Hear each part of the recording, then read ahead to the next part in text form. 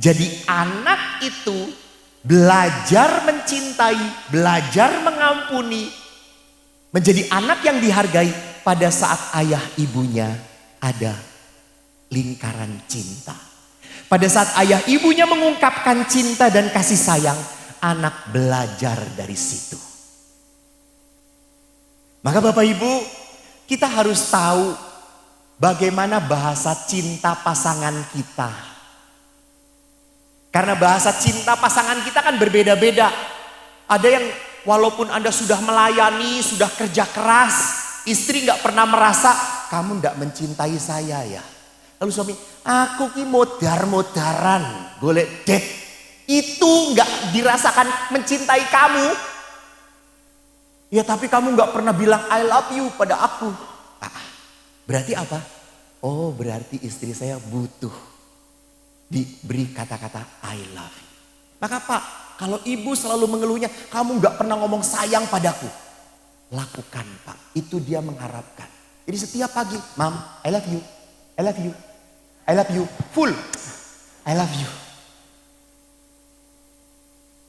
Berarti istri itu butuh kata-kata pujian, pujian.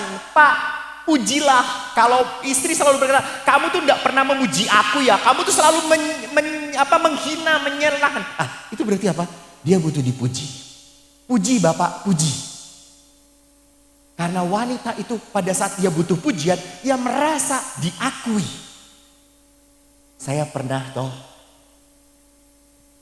pergi ke undangan, dijemput sama suami istri. Suaminya tiba-tiba datang ke pasuruan, Romo ayo berangkat. Loh Pak, ibunya mana? Masih dandan Romo. Terus ya jemput Romo dulu, baru kita pulang lagi. Kita jemput istri. Itu perjalanan setengah jam. Berarti sudah setengah jam ya Bapak. Balik lagi ke rumahnya. Berarti berapa? 1 jam. Sampai sana saya tanya, Pak mana istri? Belum selesai Romo. Lalu suaminya berkata, Mah Romo sudah ada. Apa istri itu berkata, suruh tunggu sebentar. Ya Allah Pak. Gitu ya. Untung bukan istri saya Pak, kata saya. Saya baru 1 menit saja sudah bisa merasakan penderitaan Bapak seumur hidup. Ya Pak, saya sabar ya Pak, gitu ya. Dan setelah keluar Bapak Ibu yang terkasih, perempuan kan tidak pernah percaya diri kalau belum memakai rayuan Pulau Kelapa itu tuh. Lalu kita lihat ibunya, hah? Bapak juga, hah? Lalu istrinya, opo.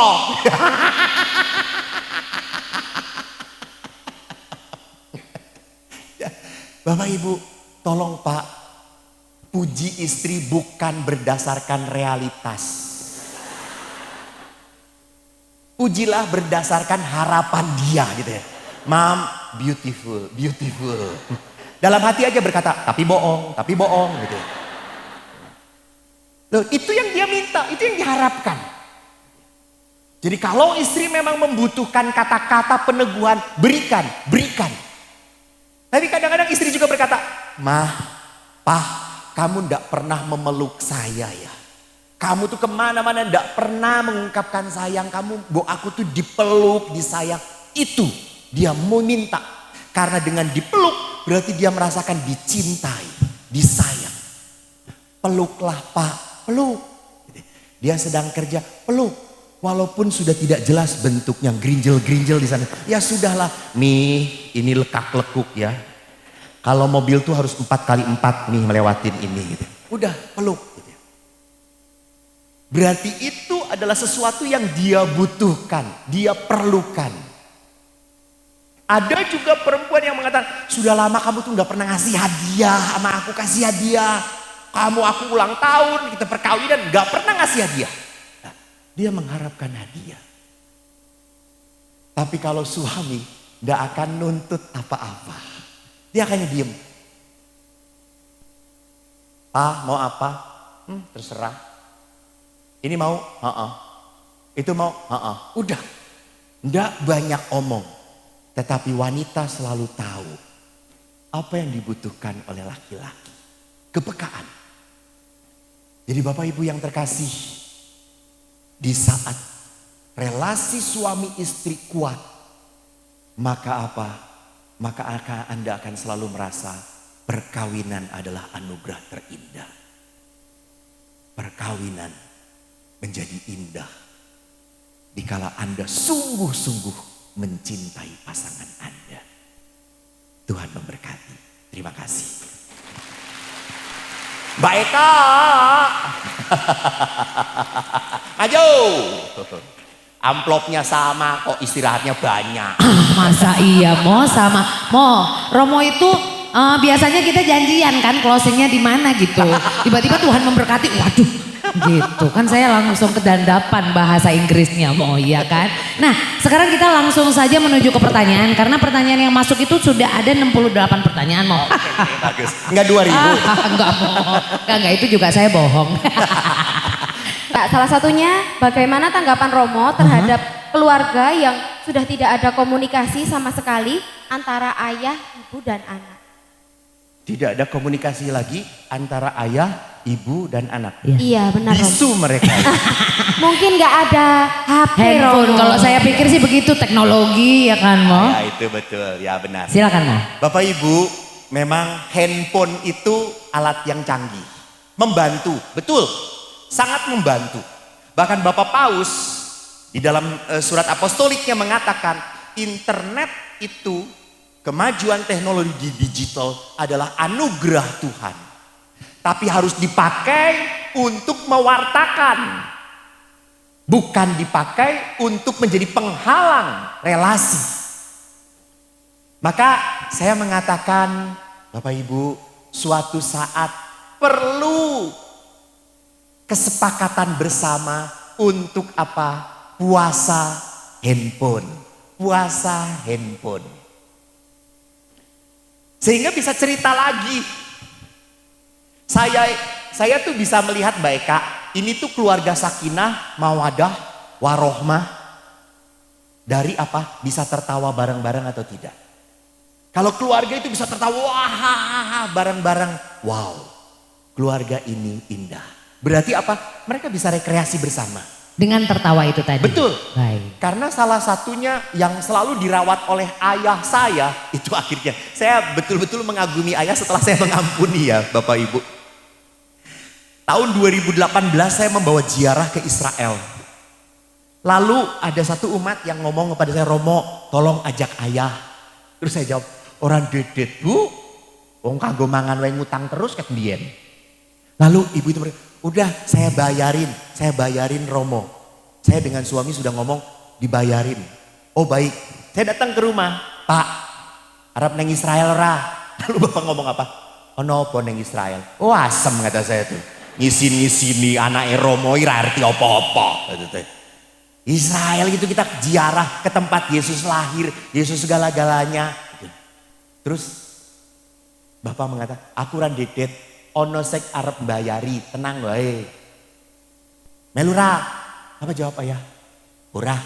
Loh, kok ora? Rapena aku ki ranyaman. Loh kenapa kok ranyaman? Aku mangkat dewe, anak-anakku, mantuku, putuku ning kene ora iso menikmati. Kanggo apa aku seneng dewe? Maksudnya semua harus ditraktir. Ya ora kaya ngono. Terus maksudnya apa? Ya sudah, itu uang traktiran diuangkan saja.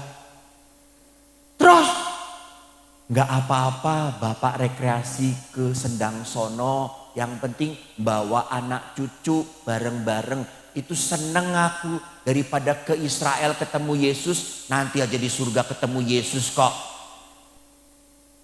Sudah di Sendang Sono saja, yang penting sama-sama. Lihat, bahwa kebersamaan itu harus dibangun. Anak-anak tuh rindu loh main dengan orang tuanya. Anda pun rindu sebetulnya jalan ngobrol dengan pasangan Anda. Cuma Anda nggak berani untuk mematikan handphone. Sepakatlah, ngomonglah, yuk kita rekreasi, matikan handphone. Yuk sama-sama ngomong. Memang seringkali aneh gitu ya. Langsung pelolo, ngomong apa? Boh. Lama-lama menjadi asing lagi toh, memang menjadi asing. Tetapi karena terbiasanya Anda pun akan mulai kembali. berdialog, berdiskusi. Semoga menjawab. Terima kasih. Semoga menjawab Bapak Ibu. Tadi memang harus digali. Komunikasi itu harus digali, harus dilatih kembali. Mungkin kalau butuh guru public speaking saya bisa. Jualan mau didik-didik ya toh. Baik. Kurangi amplopnya. Enggak apa-apa mau kita aja loh. Oke, pertanyaan kedua. Romo, ini karena saya juga pemakai media sosial. Jadi ini banyak banget sebenarnya sudah beberapa tahun yang lalu itu jadi hal yang memang menjadi keren gitu katanya. Ada yang bilang keren, ada yang mengambil jalan ini gitu. Mungkin Bapak Ibu di sini juga sering mendengar. Jadi bagaimana Romo dengan gerakan child free? Gitu. Iya, iya. Silakan Romo. Bagus. Jadi itulah penyebab dari orang-orang sekarang mau enak, nggak mau repot. Saya selalu mengatakan kalau kamu mau nikah harus siap repot. Saya lupa, sebetulnya ada satu gambaran yang saya sering kali munculkan tapi sekarang tidak saya munculkan. Before I think marriage is like a heart, but actually marriage is like a cross. Jadi perkawinan itu bukan seperti hati, perkawinan itu adalah seperti salib, betul. Dan siapa salib Anda? Pasangan Anda.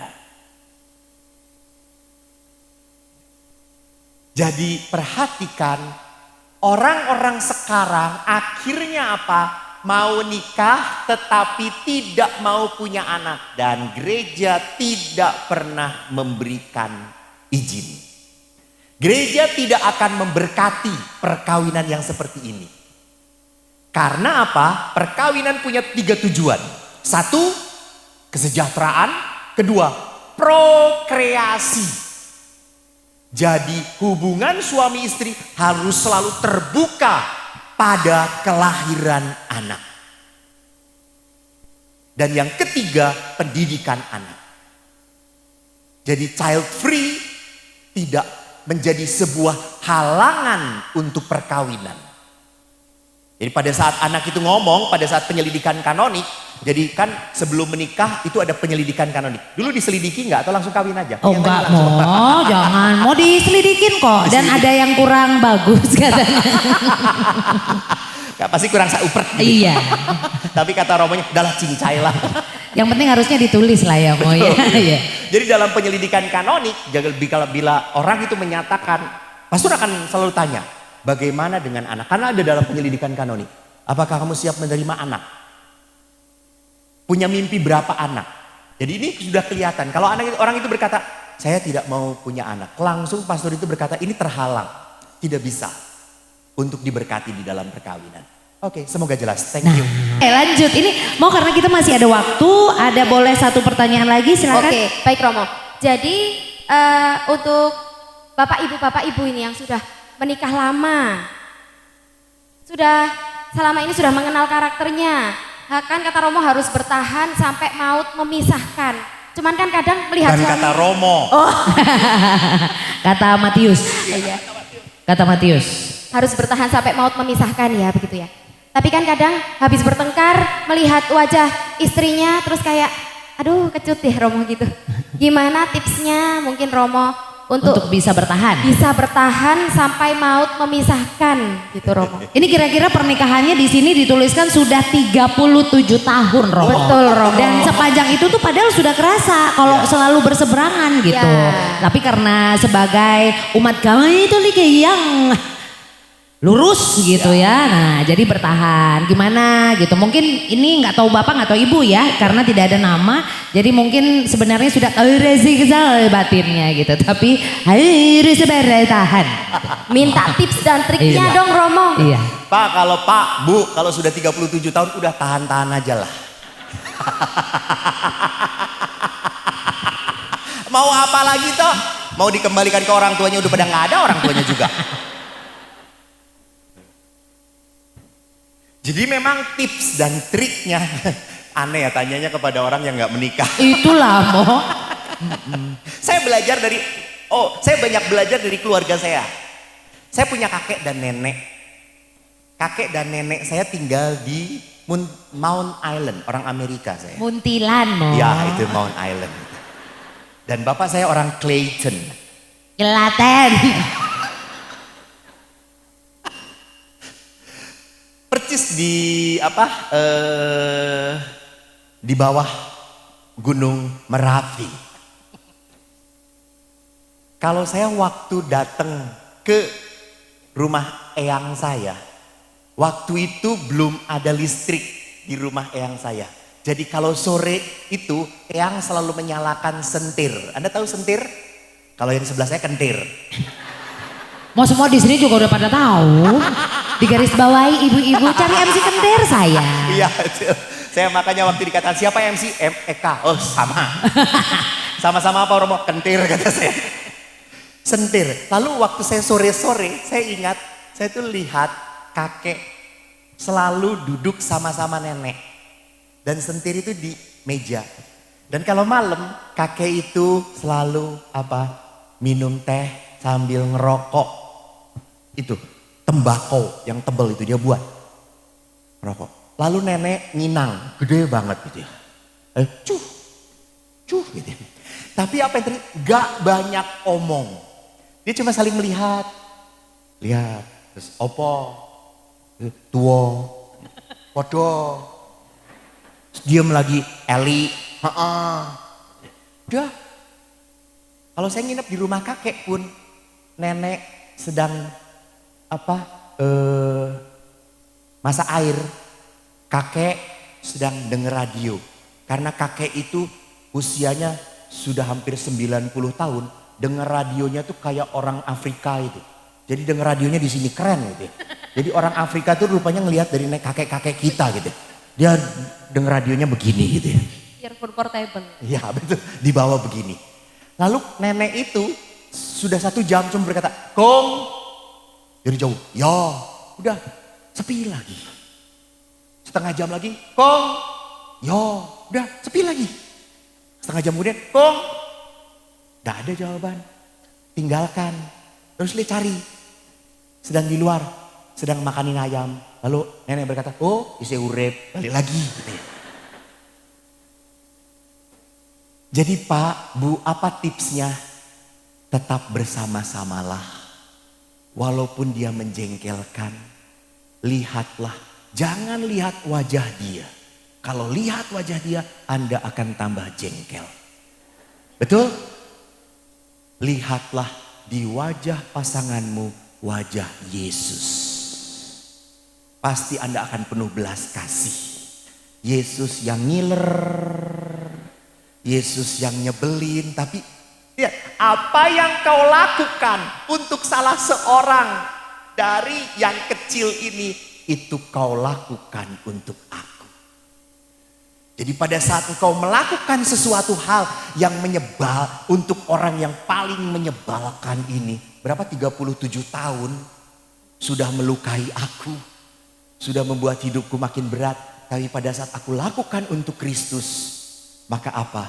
Akan ada lagi kasih sayang.